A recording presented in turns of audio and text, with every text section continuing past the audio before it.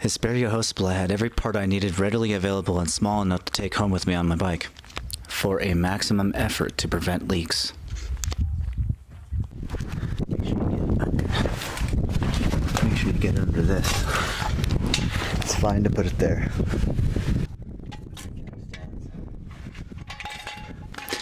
Use 4 jack stands, not 2. Do not follow my example on this one.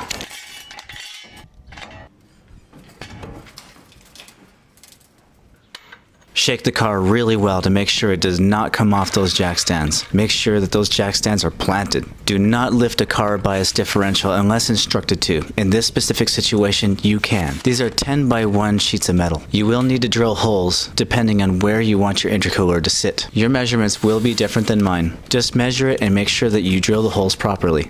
There are bolts sticking out of the frame of the car that you will use. Thanks to Duraflex's CVX body kit front bumper having a lot of space underneath now, it's possible to put an intercooler down there.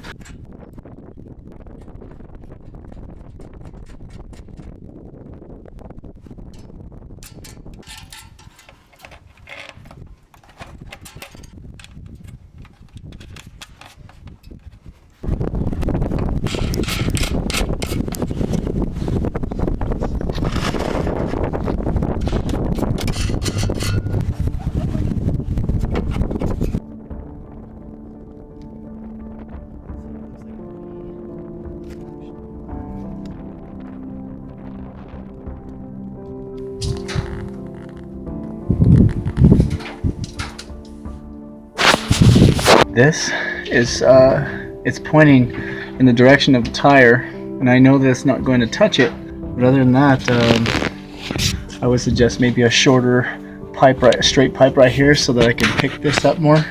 Everything else looks fine. A typical oil inlet feed line kit will more than likely fit this turbo. A liquid water cylinder from the plumbing department in Lowe's will be fine enough for this application. Find the one with the PTFE inscribed on the front. In your typical oil feed line kit, you will find one of these. This is to be on the other side of the oil pan of your car and will attach to the oil return line hose from the other side. The plumbing parts I will now show you for water and oil cooling in the turbo are necessary to ensure that your kit does not leak. Okay, this is your 1/2-inch hose. This is 12 feet. I'm gonna cut it in half at the 6-foot line. And this is your 1/2-inch number 8 SAE or JIC. You need 2. This MJMMFA number 8 male JIC or SAE by a -12 18.15 thread. This is a pressure ring. The ring is going to sit in. This washer is going to keep it from spreading out as you tighten it down. These M86s are the clamps for the hose. You'll need at least 4 of them. And these are a DM21 1.5-inch hose mender. I'm going to drill a hole and tap it. I'm going to screw these in, hook it onto the hose on the water feed and return. Make sure that you go 3 threads down and then tape it. It is very easy for a kit like this to leak without the right parts. Do this on both sides.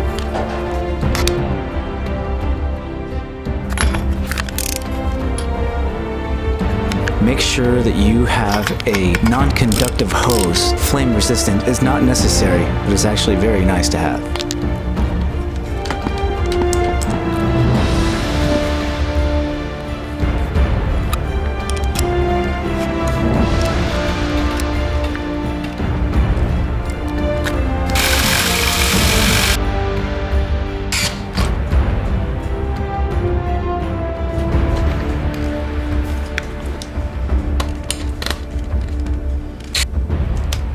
Once the turbo threading is done, you screw all 4 bolts down in an X pattern.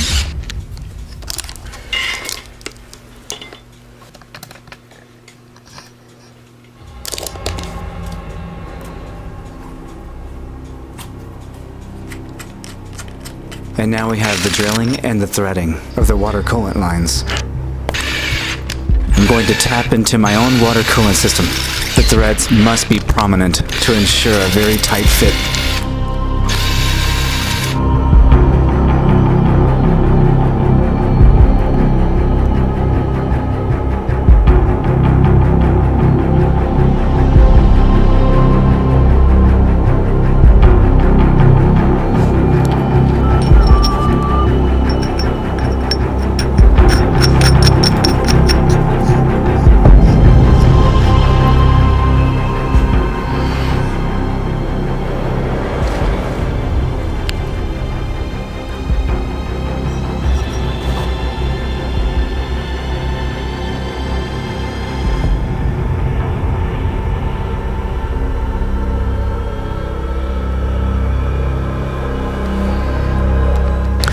upper coolant hose is the return line from the engine. The coolant line from the engine is the return line from the turbo. The lower coolant hose is going up into the engine from underneath. This is the water that was going into the turbo.